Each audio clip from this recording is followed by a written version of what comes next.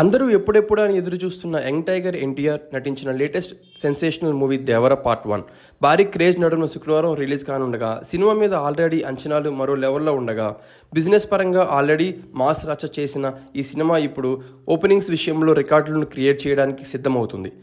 సినిమాకి రీసెంట్ టైంలో ఏ సినిమా సొంతం అవని విధంగా ఆంధ్రప్రదేశ్లో భారీ టికెట్ హైక్స్ సొంతం అయ్యాయి.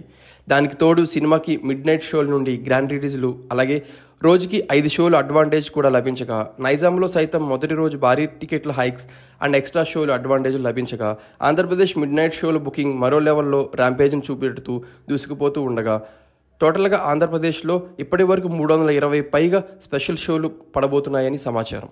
డిమాండ్ను బట్టి నెంబర్ ఇంకా పెరిగే అవకాశం కూడా ఉంది అని బాక్సాఫీస్ దగ్గర హల్చల్ చేస్తుంది.